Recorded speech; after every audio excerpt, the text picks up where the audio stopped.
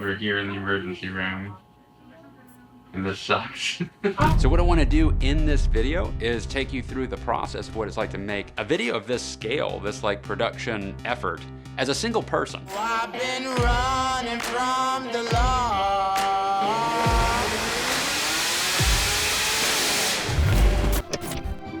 Radial tune suspension for better handling and outstanding road performance.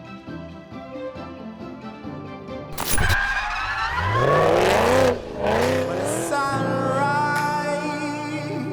when the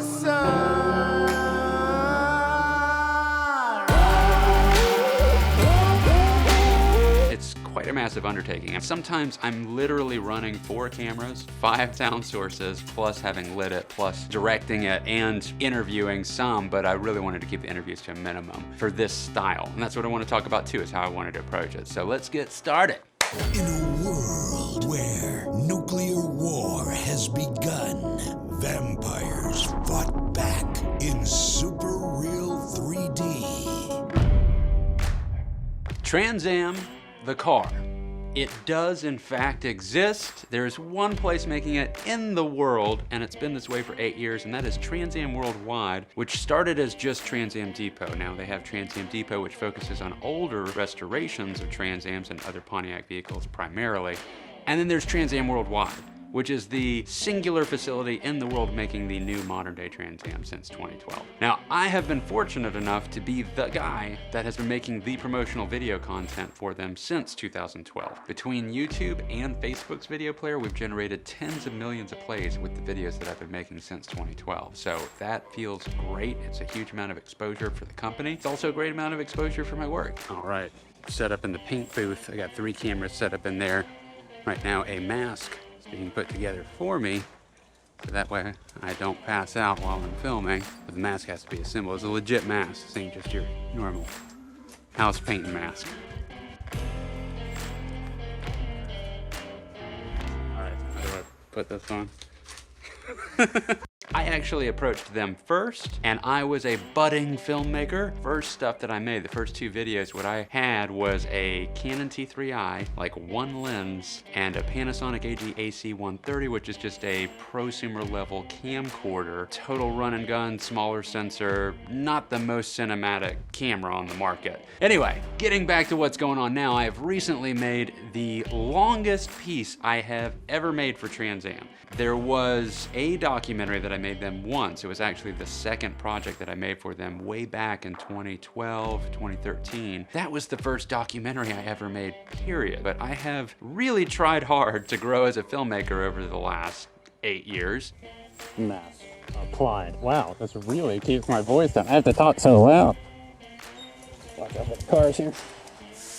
Ooh, it's actually harder to breathe. This is kind of like a VO2 mask. It would be hard to work out with this. He doesn't actually have to wear this, but it looks more dramatic. Yeah. My sister-in-law actually just said, if they film you, can you have them make you like not wear the suit? She's like, you look like the guy from Breaking Bad when you put it on. I'm like, oh my gosh. I got the FS700 over here. I actually ended up filming it from over there. I have the Canon EOS R on a Ronin and the red over here as well. A 25-minute documentary, and the original plan was actually that it was just going to be another promotional video. We were thinking 5, 6, 7 minutes. As we were a few days into filming, I really started to see that there was just no way we were gonna contain this kind of a story inside of a 5-minute video, and it didn't really deserve to feel like a promotional video just about a car. The story was really about the Warmax, in particular Todd, the director of Trans Am Worldwide. His father had passed away about a year ago. So there's a tribute build that Todd wanted to do to the first Trans Am of the Warmack family, his dad's first Trans Am. Dad pulls up in this gold Trans Am. We had no idea that he had bought the car. He didn't tell us he was going to go look for it, and he just shows up with it one day. 1978 gold Trans Am, and it was, it was an instant love affair. I remember Dad doing a little work on the car. And I jumped on it, and it went so sideways. Oh yeah, it I thought, yeah. I mean, all I could see was the ditch. let's talk about the approach, because even before we decided that this was going to be like a documentary, even when I was filming it just as a promotional video, I knew that I wanted to do one key thing different. This video only has one interview, and it's just with Todd, the owner of Trans Am. And what I wanted was to have the information be conveyed via conversations. A lot of times in reality show TV, there's an external narrator.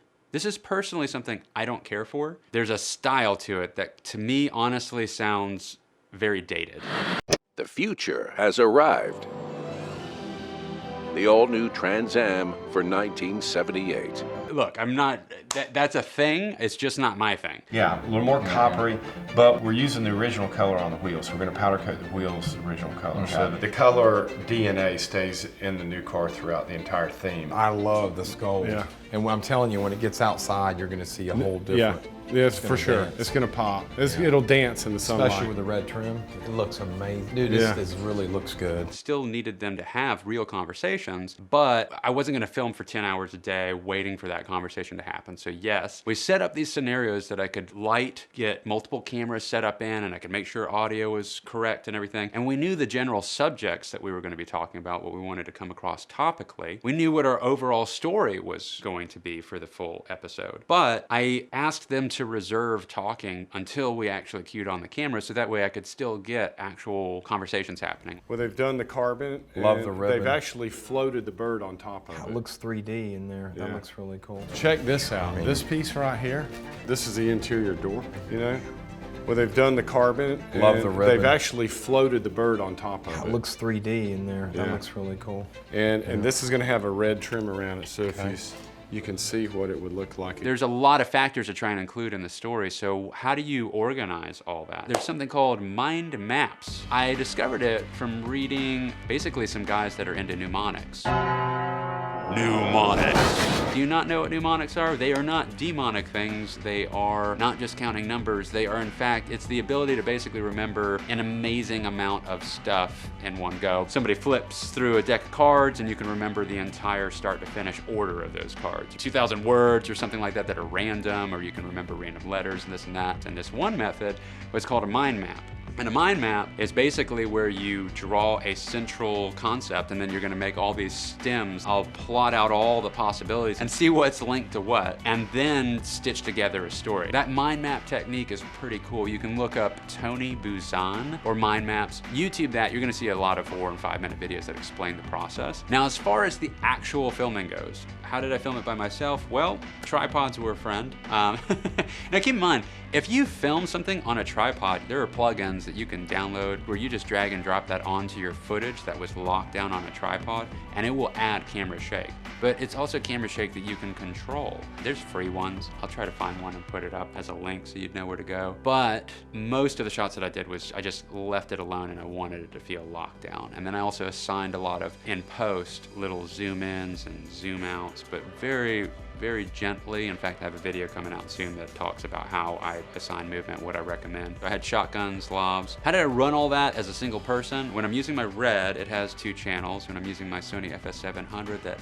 hooks to a 7Q unit, Odyssey 7Q external recorder monitor that allows it to capture a beautiful 4K image that actually, amazingly, can oftentimes compete with the Red image. I have 2 signals going to it, and then I've also got like an external lav that can just be freestanding that records onto an SD card that I line up in post later. So 5 sound sources being recorded. The ones that are going into the cameras, it's great because it's already lined up to that footage. However, you're still gonna have to match both cameras in alignment, so then that's gonna be 4 audio channels, and then the 5th one coming in when I needed it. Sometimes I would have 2 cameras on tripods, and then I would be manning another one like on the Ronin or something, just getting some other 3rd type of shot. Then the 4th camera would sometimes be the GoPro to catch me filming what you're seeing now.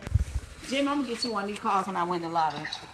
And you don't have to worry about all of it. So I'm trying to keep up with all the cameras for the shoot, all the sound sources, and then also try to have a camera running to capture me making the video so I could kind of give you guys a little bit of this behind the scenes. He'd used it in previous applications during the development of the unit with Magnuson and found that it performed extremely efficient. It gave cool ITs, allowed them to have more timing, which when they do that, they can add more fuel and it creates more power.